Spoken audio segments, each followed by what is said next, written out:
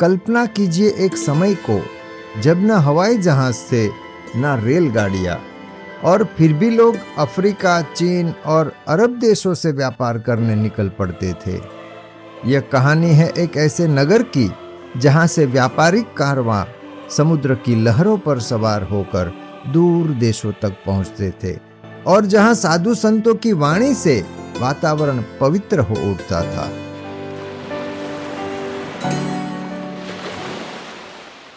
तो चलिए दोस्तों, आज हम बात करेंगे सौराष्ट्र के सुप्रसिद्ध बंदरगाह मांगरोल की, मांगरोल के इतिहास की, श्री नौपल्लव पार्श्वनाथ भगवान की, उनके चमत्कार की और इस भूमि के नर रत्नों की। कभी इसे मंगलपुर कहा जाता था। सोलंकी वंश के महान राजा कुमारपाल के शासनकाल में यहाँ जैन धर्म का अद्वितीय प्रचार हुआ। ईस्वी सन 1163 से 1165 के दौरान उन्होंने मांगरोल में एक भव्य जिनालय का निर्माण करवाया। लेकिन दोस्तों, इतिहास यहाँ से शुरू नहीं होता। वास्तविक इतिहास की कड़ी तो वल्लभी नगरी के विनाश से शुरू होती है, और उसी समय से जुड़ी है इस नौपल्लव पार्श्वनाथ भगवान की प्रतिमा की अद्भुत यात्रा।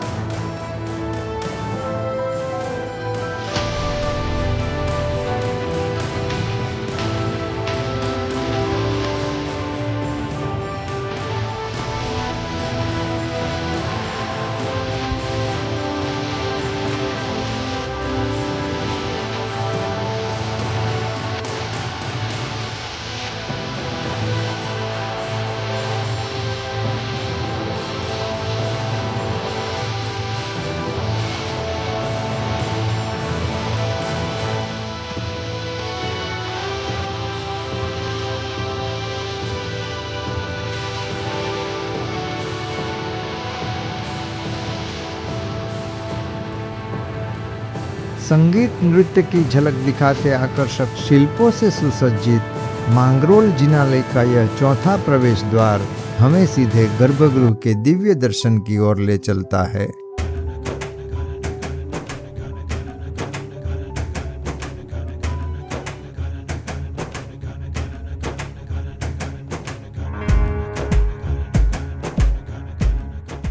कलिकाल सर्वज्ञ श्री हेमचंद्राचार्य सुरेश्वर जी महाराज के परम भक्त और सोलंकी वंश के महाराजा कुमारपाल ने 12वीं शताब्दी में यहाँ इस जिनालय का निर्माण करवाया था, और इतिहासकारों का मानना है कि 14वीं शताब्दी के प्रारंभ में मांडवगढ़ के मंत्री पेथड़ शाह ने यहाँ इस जिनालय का जीर्णोद्धार करवाया था।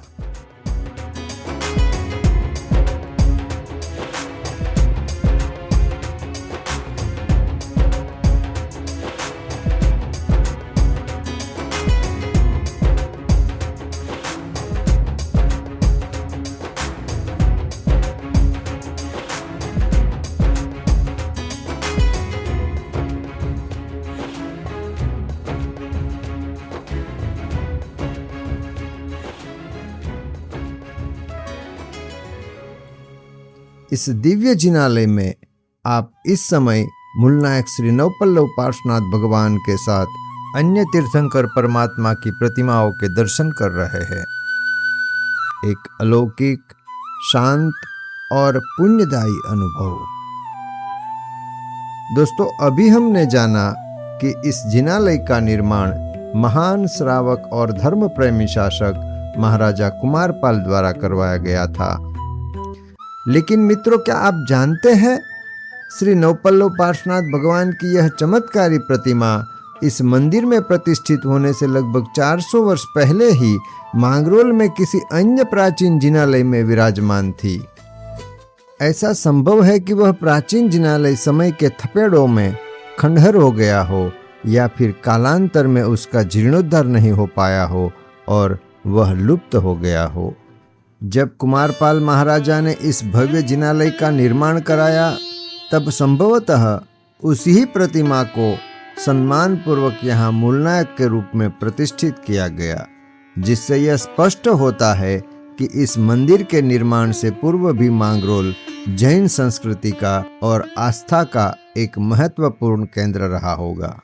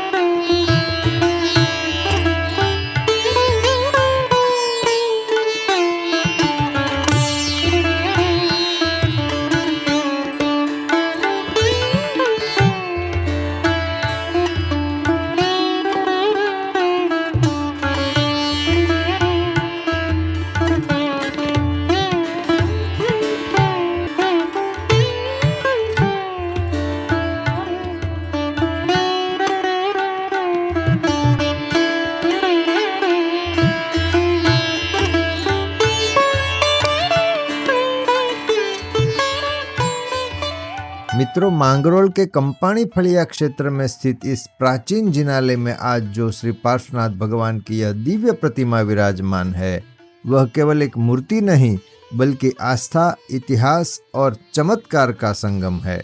इस प्रतिमा के श्री नवपल्लव पार्श्वनाथ नाम के पीछे छिपी है एक अद्भुत और चमत्कारी घटना।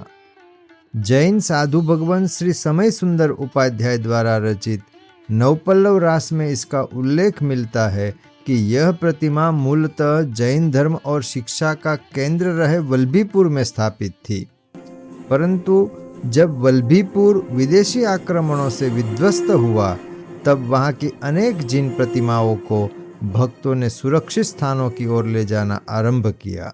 फिर आगे क्या हुआ, जरा विस्तार से सुनते हैं। महान नगरी वल्लभी अपने वैभव के अंतिम क्षणों में थी। आक्रमण की आंधी ने इस विद्या और धर्म के केंद्र को उजाड़ दिया था। ऐसे विकट समय में वल्लभी के जिनालयों के भूगर्भ में जो अमूल्य ग्रंथ भंडार और गर्भगृहों में अनगिनत प्रतिमाएं थी, उसमें से जो भी बचाना संभव था, श्रद्धालु उन्हें लेकर इधर उधर निकल पड़े। कोई श्रीमाल गया तो कोई भिनमाल की ओर निकला। इसी दौरान अधिष्ठायक देवताओं की कृपा से वल्लभी के जिनालय से भगवान चंद्रप्रभ स्वामी की प्रतिमा को अंबिका देवी और क्षेत्रपाल के साथ आकाश मार्ग से देवपट्टन यानी चंद्रप्रभास आज के सोमनाथ पाटन ले जाया गया। इसी प्रकार भगवान पार्श्वनाथ की एक अत्यंत मनोहर प्रतिमा को लेकर जैन संघ मांगरोल की ओर प्रस्थान करता है। क्योंकि समुद्र के रास्ते से आक्रमण हुआ था, इसलिए प्रतिमा को सुरक्षित जमीनी मार्ग से मांगरोल ले जाया जा रहा था। लेकिन यात्रा के दौरान एक अत्यंत दुखद घटना घटी।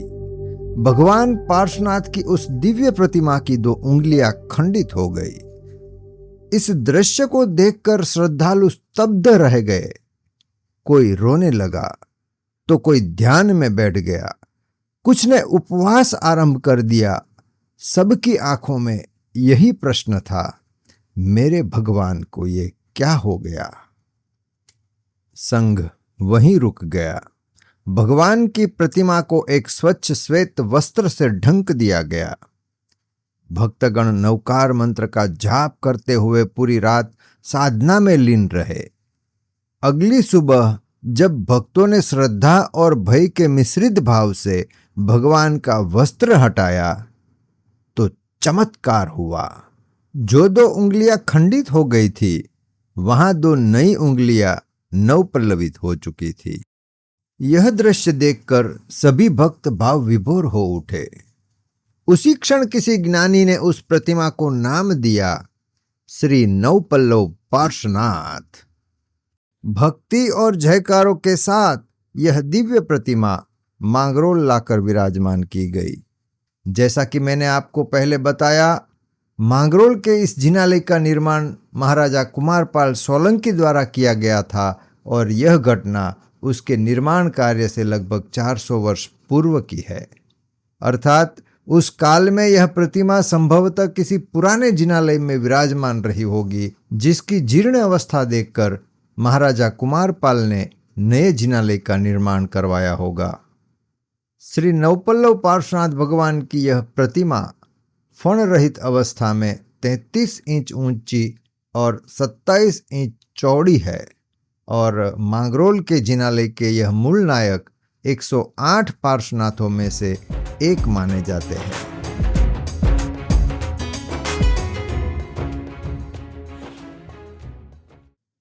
दोस्तों, सौराष्ट्र के मांगरोल के इतिहास में कुमारपाल नाम के 2 राजा मिलते हैं। पहले थे कुमारपाल सोलंकी, जिनका शासन संपूर्ण गुजरात पर था और यहाँ इस नवपल्लव पार्श्वनाथ भगवान के जिनालय का निर्माण भी उन्होंने करवाया था। और दूसरे लगभग 225 वर्षों बाद जो राजा हुए, उनका नाम था कुमारपाल गोहिल, जो मांगरोल के क्षेत्रीय शासक बने। अब हम बात करेंगे इन राजाओं के राजमहल की। तो श्री नवपल्लव पार्श्वनाथ भगवान के जिनालय के ठीक पीछे स्थित है मांगरोल का राजमहल, जिसे दरबारगढ़ कहा जाता है। जब उसी परिसर में स्थित कन्या विनय मंदिर स्कूल के एक नए भवन के निर्माण की नींव की खुदाई चल रही थी, इस दौरान वहां से लगभग 800 वर्ष पुरानी भगवान ऋषभ देव की एक अत्यंत सुंदर मूर्ति प्राप्त हुई। साथ ही चक्केश्वरी माता की मूर्ति और प्राचीन मंदिर की पर्दियां भी मिली। कहा जाता है कि महाराजा कुमारपाल सोलंकी के काल में भी यहाँ राजमहल था और वहां से एक भूमिगत मार्ग के माध्यम से राजा जिनालय में दर्शन हेतु आते थे। दूसरी एक घटना में मांगरोल में खुदाई के दौरान रावली मस्जिद के पास श्री मुनीश्वर स्वामी की प्रतिमा प्राप्त हुई, जिस पर संवत 1253 ईस्वी सन 1197 आषाढ़ सुद चौथ शनिवार का शिलालेख खुदा हुआ था। इस प्रतिमा की प्रतिष्ठा देवभद्र सूरी के शिष्य श्री जिनचंद्र सूरी ने करवाई थी और इसका निर्माण वछरा जैन द्वारा आत्मकल्याण हेतु कराया गया था। ऐसी घटनाओं से यह सिद्ध होता है कि मांगरोल का जैन इतिहास समृद्ध और प्राचीन है। मांगरोल के इस प्राचीन इतिहास को जानने के लिए और श्री नवपल्लव पार्श्वनाथ दादा के दर्शन के लिए हम जब जिनालय में पहुंचे, तब हमारी मुलाकात वहां के ट्रस्टी जयेश भाई पारेख से हुई। हमारी बातचीत में उन्होंने क्या कहा, आप भी सुनिए। આ જિનાલયને 818 વર્ષ પૂરા થયા। બહુ જૂનું જીન મંદિર છે અને બહુ અલૌકિક પ્રતિમા છે। મારી દ્રષ્ટિએ તો મારા અનુભવ પ્રમાણે શંખેશ્વર પાર્શ્વનાથ પછી કોઈ અલૌકિક પ્રતિમા હોય તો નવપલ્લવ પાર્શ્વનાથ દાદા છે। દિવસની અંદર 3 સ્વરૂપ થાય છે। અત્યારે તમે જોશો તો નાની અવસ્થા લઈ બાળપણ રૂપ દેખાશે। બપોરના દર્શન કરતો તો યુવા મુખનું મુખાંદિર યુવા જેવું લાગશે, યુવાન જેવું, અને સાંજે દર્શન કરશો તો પ્રૌઢ લાગશે। આના ચમત્કાર છે। અને માંગરોળની કમનસીબી છે કે દર વર્ષે 1-2 ઘર ઓછા થાય છે।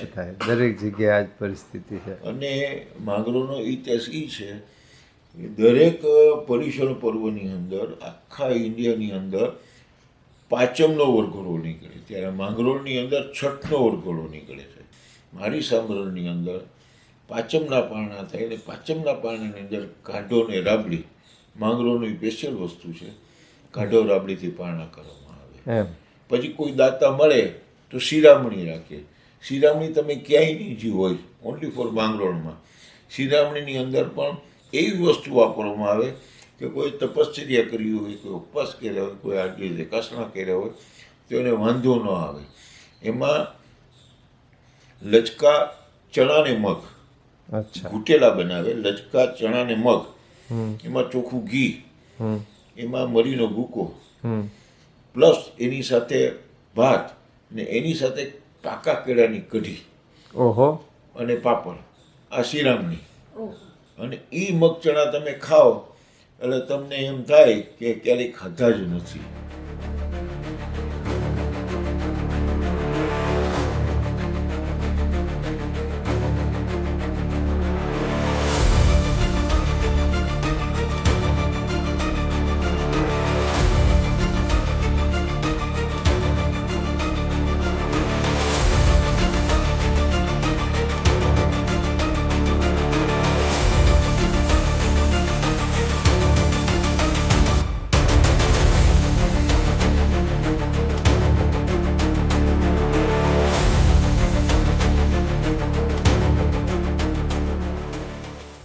गिरिराज गिरनार महातीर्थ की पावन छत्र छाया और उसकी पंचतीर्थी से समृद्ध इस पुण्य भूमि मांगरोल में विहाररत जैन साधु संतों द्वारा लिखी गई विहार डायरियों में श्रुत ज्ञान सेवा के अनेक प्रेरणादायक प्रसंग मिलते हैं।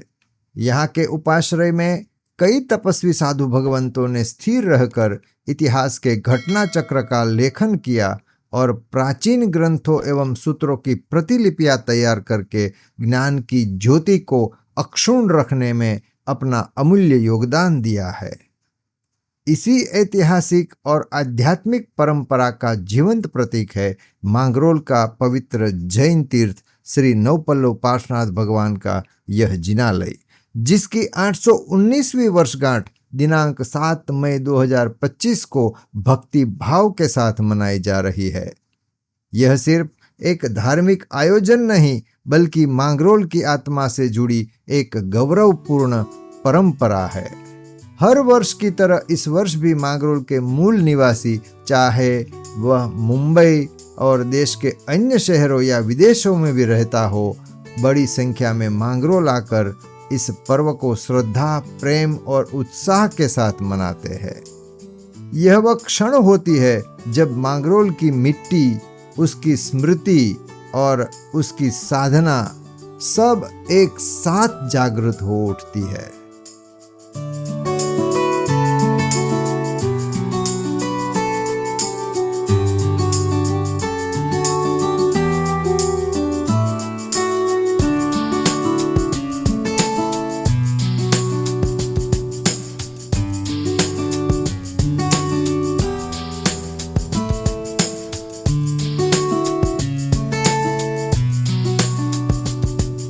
दोस्तों, एक समय था जब मांगरोल का वणिक महाजन अत्यंत प्रभावशाली हुआ करता था।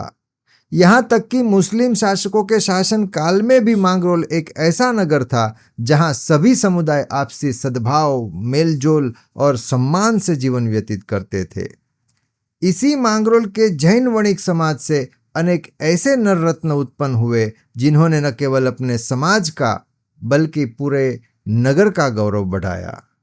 मेरा मन था कि इसी वीडियो में मैं उन विभूतियों का जिक्र करूं, उनके प्रेरक जीवन प्रसंग आपके साथ साझा करूं, लेकिन वीडियो थोड़ा लंबा हो जाने के कारण वह सब कुछ इस कड़ी में समेट पाना संभव नहीं हो पाया।